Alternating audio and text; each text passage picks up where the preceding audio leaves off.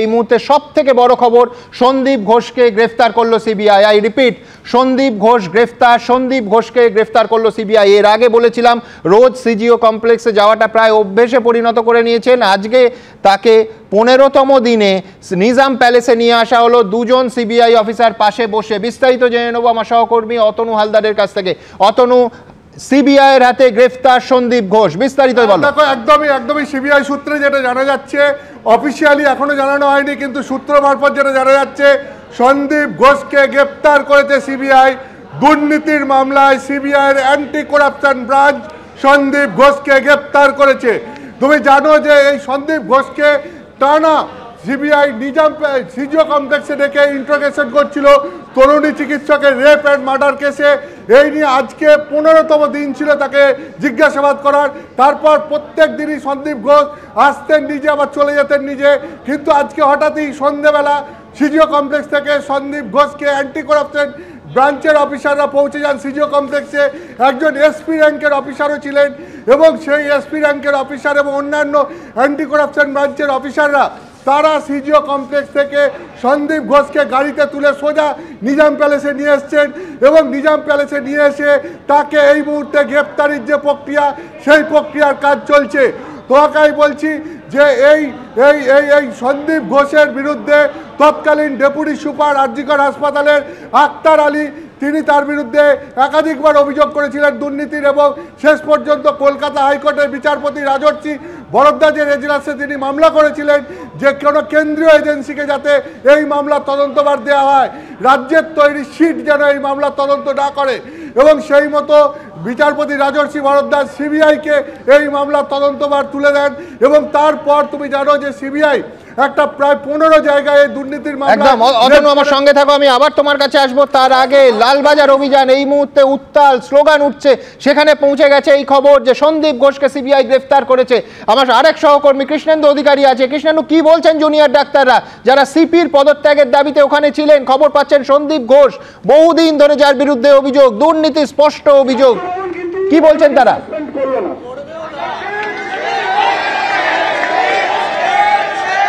দেখো, আজকে সুমন্দা, আজকে যে কিছুক্ষণ আগে পর্যন্ত দাবি গর্জে উঠছিল দাবি পূরণের জন্য পুলিশ কমিশনারের পদত্যাগের দাবিতে, আজকে সন্দীপ ঘোষের অ্যারেস্টের খবর শুনে তাদের আজকে উচ্ছ্বাস শুরু হয়ে গেছে। সন্দীপ ঘোষের পদত্যাগের দাবিতে তাদের আজকে উচ্ছ্বাস শুরু হয়ে গেছে। আমরা ছবিটা দেখাতে বলবো ক্যামেরা পার্সনকে।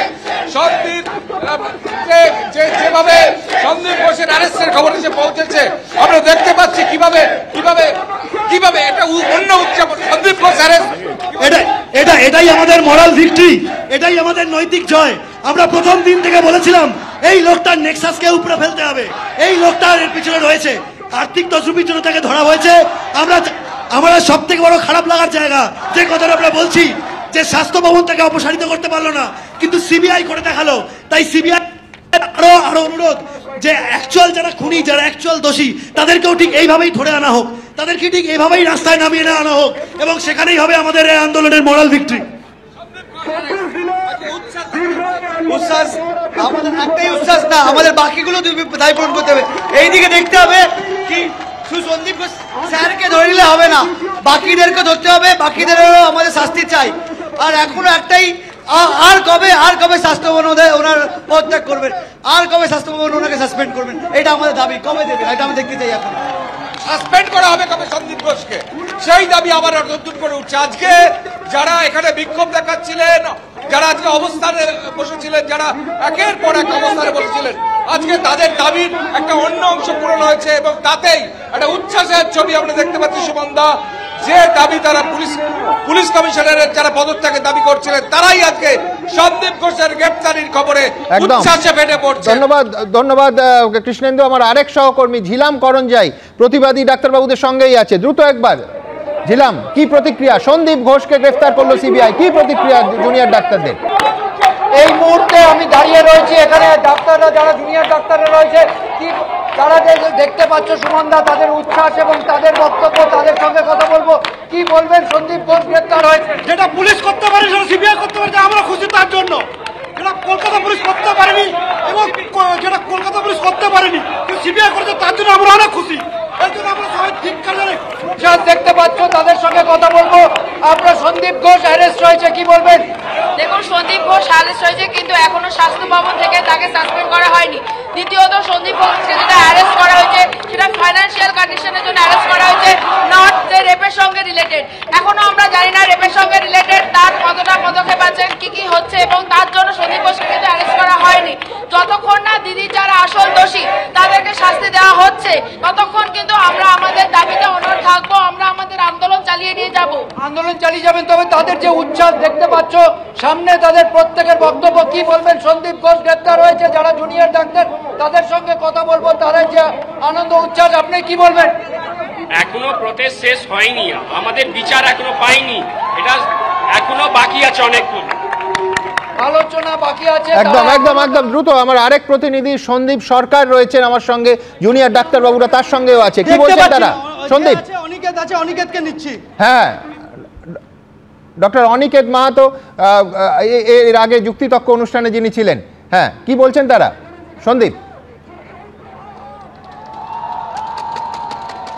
সুমনদা, এই মুহূর্তে এখানে উচ্ছ্বাস এবং সেলিব্রেশনের পরিস্থিতি, পরিবেশ এখানে একেবারে উচ্ছ্বাসে মাতোয়ারা প্রত্যেকে। তুমি দেখতে পাবে যে এখানে যারা রয়েছেন, যারা এখানে অবস্থান করছিলেন লালবাজারের সামনে, সেই অবস্থান মঞ্চের সামনে রীতিমতো উচ্ছ্বসিত, তারা রীতিমতো উচ্ছ্বসিত, রীতিমতো উচ্ছ্বাস প্রকাশ করছেন। আমার সঙ্গে রয়েছেন অনিকেত মাহাতো। অনিকেত, আজকের সিবিআই গ্রেফতার করলো সন্দীপ ঘোষকে, আরজি করের প্রাক্তন অধ্যক্ষকে, আপনাদের প্রতিক্রিয়া? আমি যেটুকু খবর পেয়েছি এই সময়ের মধ্যে, সেটা হচ্ছে যে স্যারকে মানি লন্ডারিং থেকে শুরু করে হসপিটাল সংক্রান্ত যে জায়গাটা ছিল, সেই জায়গাটার যে কেস চলছিল সিবিআইয়ের আন্ডারে, সেখান থেকে অ্যারেস্ট করা হয়েছে। সন্দীপ ঘোষ স্যারকে যে অ্যারেস্ট করা হয়েছিল, আমাদের দাবি ছিল তার সাসপেনশন স্বাস্থ্য ভবনের কাছে। আমি মনে করি যে মেডিকেল এথিক্সের যে জায়গা, সেই জায়গা থেকে স্বাস্থ্য ভবনের এরপর আর মনে হয় যে এরপর থেকে আমাকে বলে দিতে হবে না যে তাদের কি করা উচিত। তাহলে আমরা আন্দোলনকারীরা মনে করি যে মেডিকেল এথিক্সের যে লজ্জা ছিল, সেই জায়গাটা থেকে যে অ্যারেস্ট হয়েছেন, এটা আমাদের কাছে একটা সদর্থক পদক্ষেপ বলে মনে হয়েছে। আন্দোলনের একটা জয় হিসাবেও আমরা এটাকে দেখছি, আংশিক জয় হিসাবেই দেখছি। এই জন্য আমাদের আরজি করে ছাত্রছাত্রী থেকে সমস্ত মেডিকেল কলেজের ছাত্রছাত্রী এবং আমাদের সিনিয়র চিকিৎসক, সর্বোপরি সাধারণ মানুষ যারা আমাদের সাথে ছিলেন, তাদেরকে আমি কুর্নিশ জানাচ্ছি। কুর্নিশ জানিয়ে আমি এটা বলতে চাই, যে কেসে স্যার অ্যারেস্ট হয়েছেন, আমাদের আন্দোলন কিন্তু সে তার ধারাতেই এটা এসেছে। আজকে এর পাশাপাশি পুলিশ কমিশনারের পদত্যাগের দাবিতে যে আজকে আপনারা আন্দোলনে নামবেন, তার পরবর্তী পদক্ষেপ কি হবে? একদম একদম একদম এই জায়গাটাতে আমি আসতে চাইছিলাম সন্দীপ দা, সেটা বলছি যে আমরা ন্যায় বিচারের দাবিতে আন্দোলনে নেমেছি। তাহলে ন্যায় বিচার, যে আরজি করের বুকে যে নৃশংস ঘটনা ঘটেছে, সেই ঘটনার জায়গা থেকে আমরা নেমেছি। তাহলে সেই কর্মসূচিতে আজকে যেমন লালবাজার অভিযান, আমরা লালবাজার অভিযান করছি, ঠিক সেই রকমই স্বাস্থ্য ভবনের কাছে থাকবো, যে আজকে অ্যারেস্টের হওয়ার তাদের কাছ থেকে সাসপেনশনের আর কোনো জায়গা সদুত্তর নেওয়া দরকার, মেডিকেল এথিক্সের কাছে যেটা লজ্জা, তার সদুত্তর অধিকার সন্দীপ স্যারের এগেনস্টে তারা নিয়ে। প্রথমত যেটা দাবি ছিল ন্যায় বিচারের দাবিতে, তার জন্য আমাদের যে সুনির্দিষ্ট কর্মসূচি আছে, কালকে মানববন্ধন, 4 তারিখ বিচার পেতে আলোর পথে, রাত্রি 9টা থেকে 10টা, এবং সর্বোপরি 5 তারিখ সুপ্রিম কোর্টের দিকে আমাদের নজর থাকবে। সেখান থেকে সুনির্দিষ্ট পদক্ষেপ যদি উঠে আসে, তাহলে আমরা মনে করব যে আমরা যে আন্দোলন করেছিলাম, সাধারণ মানুষ আমাদের যে আন্দোলনে আকণ্ঠ সমর্থন জানিয়েছিল, সাধারণ মানুষ থেকে সংবাদ মাধ্যম থেকে শুরু করে সমাজের সমস্ত। সন্দীপ ঘোষ তো গ্রেফতার হলেন, আপনাদের আজকের এই অবস্থান আন্দোলন কি চলবে? আমাদের আন্দোলন লালবাজারের দাবিতে যেমন ছিল সেরকমই চলবে। মূল জায়গাটা বুঝে দেখতে হবে, ন্যায় বিচারের দাবিতে আন্দোলন।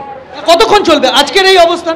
আমরা এডিশনাল সুপার এসেছিলেন, এডিশনাল সিপি এসেছিলেন, আমরা তার কাছে আমাদের অবস্থান জানিয়েছি, তাদেরকে আমাদের সলিউশন কি চাই, যে কেন এই হিউম্যান ব্যারিকেড, হ্যাঁ এই ব্যারিকেড তো থাকার কোনো প্রশ্ন নেই। 9 ফুট, আমরা তো একটা শান্তিপূর্ণ মিছিল করতে এসেছি, আমরা নিজেরও দায়িত্ব নিশ্চিত যে আমরা শান্তিপূর্ণ উপায়ে আপনি ব্যারিকেড তুলে দিন, যেটুকু যাওয়ার জায়গা সেটা আমরা যাব। তারপর থেকে 20 জনের যে সদস্য যাওয়ার কথা, আমরা যাব। কথা বলতে আমরা সব সময় রাজি।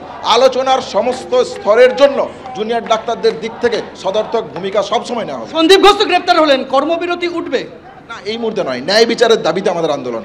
3, 4, 5 আমাদের কর্মসূচি আছে। 5 তারিখে সুপ্রিম কোর্টের দিকে আমরা তাকিয়ে আছি। সুপ্রিম কোর্ট কি সদর্থক ভূমিকা দেয়, সিবিআই সেখানে তদন্তের গতি প্রকৃতি সম্পর্কে কি ইন্টেরিয়াম রিপোর্ট আনে, তার দিকে আমাদের নজর থাকবে। ধন্যবাদ সন্দীপ।